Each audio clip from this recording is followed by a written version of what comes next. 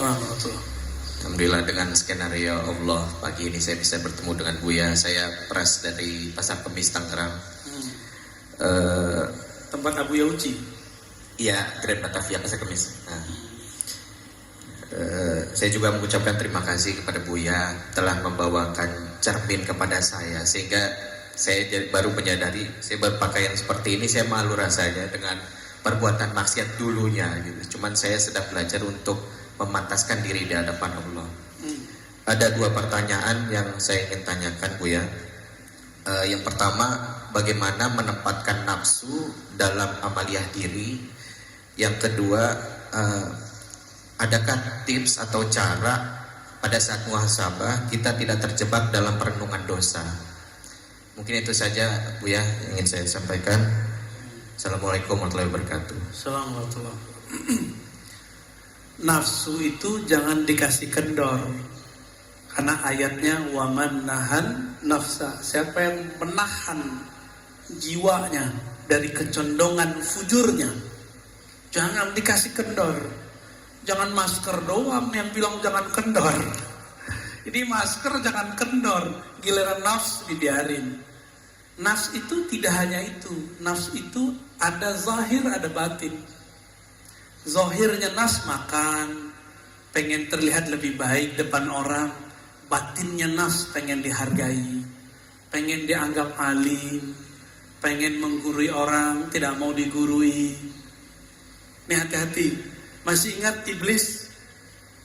Iblis itu nafsnya pengen minta dihargai. Bahasa Arabnya istakbaro. Jadi istakbaro itu bahasa halusnya pengen dihargai.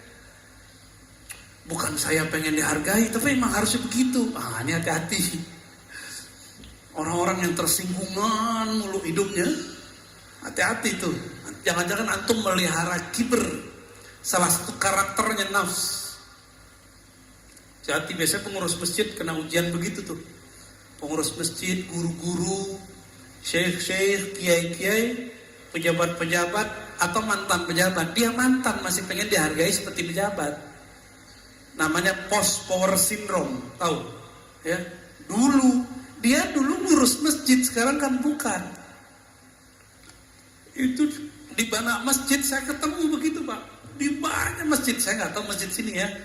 Dinamikanya mungkin 11-12 lah, bener? Ya, sama lah. Karena masjid ini tempat nyembah Allah. Setan nggak mau diem Pak. Dia bikinlah pengurus tekar sama pengurus. Antum yang tengkar kena udah. Kalau berbeda boleh, tengkar ya nggak boleh. Berselisih itu rahmat, yang nggak boleh itu takhasum, bermukhasamah. Mulai kemudian orang kalau udah mukhasamah tengkar, nyari kesalahan orang nggak. Ada beberapa masjid udah kayak partai politik Pak. Mau milih ketua itu udah pakai, waduh ya salam, udah ada tim sukses segala. Ada grup baru lagi. Ya salam. Semoga Masjid Nabawi seperti Nur Nabi Sallallahu Alaihi Wasallam, berselisih untuk maju, bukan berselisih untuk bertengkar. Amin.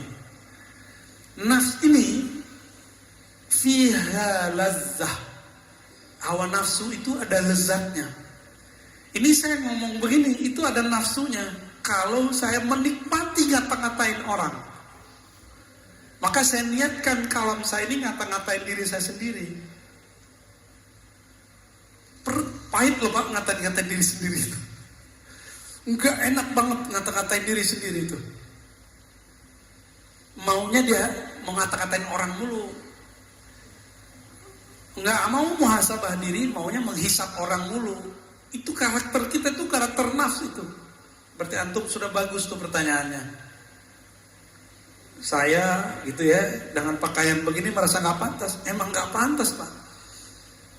Cuma meskipun kita bukan orang soleh, kita mau meniru orang soleh walaupun hanya pakaiannya. Semoga dengan meniru pakaiannya nanti akhlaknya pun nempel ke tubuh kita.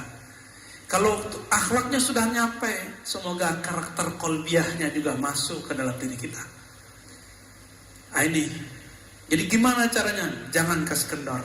Kasih kendor, kasih sanksi. Allah itu memberi sanksi nggak kepada jiwa ketika dia tidak mau mengakui Allah sebagai Rabb? Dikasih sanksi, nggak dikasih makan. Maka antum yang lalai kepada Allah, kasih sanksi, matanya nggak boleh tidur 1 jam. Kurangi zikir, baca Quran, sholat. Harus disanksi diri kita ini. Diberikan dia hukuman, disiplin. Masa orang ada disiplin kerja mencari dunia, tapi dia nggak disiplin kerja untuk akhirat. Orang yang tidak sukses di masa tuanya dunia karena dia masa mudanya tidak disiplin. Sepakat? Benar? Bapak, kenapa saya bisa baca kitab apa saja sekarang? Karena saya disiplin dulu di umur. Mulai dari umur 15 tahun saya belajar baca kitab. Jadi telat belajar kitabnya. Kawan-kawan mungkin umur 12 sudah mulai hafal alfiah. Saya belajar itu umur 15. Karena saya tahu ini ilmu mahal, nggak pernah kita tinggal lagi. Kuliah pun, ketika orang tua saya mengatakan, nak cari kerjaan bapak susah. Saya bilang, pak, apapun, tolong beasiswain saya 4 tahun.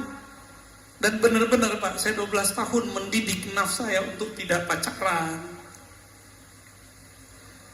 Ya, itu 12 jam setiap hari. Enggak hura-hara ke sana sini, sibuk baca buku masuk. Jadi merbot di pesantren, azan. Kadang-kadang imamnya nggak ada, kita jadi imam. Yang paling gawat apa? Dosen kita ini pesantren mahasiswa, dosennya nggak ada. Kita masih santri, orang pada ngelirik. Terpaksalah kita maju. Di situ saya baru tahu kalau saya banyak baca, Pak. Tapi saat itu karena guru jauh, kolbu masih ada sombong.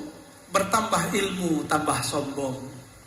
Bertambah bacaan, bertambah belagu. Itu saya alami dulu. Ini kan ada mahasiswa kita di sini yang udah jadi ustadz juga, Ibnu Hajar. Dia kan jurusan filsafat tuh. Ya, 11-12 pakai dia dulu. Bertambah baca kitab, bertambah sombong. Jadi saya kalau baca kitab dulu niatnya mau debat orang. Serius Pak. Jadi kalau baca ngapal hadis, saya niatin untuk debat salafi.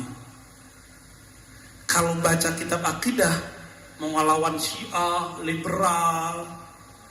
Kalau baca kitab filsafat, mau ngalahin orang-orang yang sok-sok ngomong filsafat. Bener-bener dulu, gak ada yang bener. Kenapa? Di kolbu ada kiber, di dalam jiwa ada karakter sombong yang belum dibenerin. Ketika bertambah sholat, bertambah sombong. Inilah yang terjadi pada orang baru hijrah jadi ustadz. Dirinya belum diberesin, apalagi mu'alaf. Bertahun-tahun dia makan haram. Sekarang mu'alaf dikasih panggung, gak mau jadi santri. Sedangkan serigala, hewan ternak, hewan buas yang ada dalam dirinya belum dididik.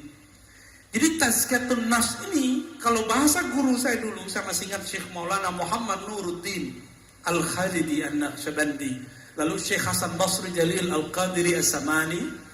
Apa kata mereka? Tazkiyatun nafs itu nak, sama dengan mendidik anjing galak dalam hatimu, dalam jiwamu. Kamu itu sama, bahkan lebih jahat daripada anjing. Saya digitu-gituin sama guru saya dulu. Kamu itu lebih nakal daripada babi. Lebih jorok otaknya, seksnya daripada babi. Lebih sombong daripada monyet. Lebih sombong daripada binatang-binatang buas. Itulah kamu. Lebih nyala daripada anjing. Sekarang jadikan dia kerangkeng dia. Itu yang disebut dengan khalwat. Jadi berkhalwat itu untuk itu Pak. Apa yang lakukan orang khalwat? Puasa, zikir, sholat, kurangin melek, kurangin ngomong, kurangin mikir, banyakin zikir. Tapi harus dengan ilmu, harus dengan syekh mursyid yang alim. Alim ilmu nafs. Kalau nggak terhalu, ngaku jadi Tuhan kayak Ahmad Musodek atau ngaku jadi Nabi ya. Ahmad Musodek jadi Nabi deh. Itu prestasi orang Betawi Pak. Ada Nabi dari orang Betawi satu ya. Lumayan. Nabi ke-26.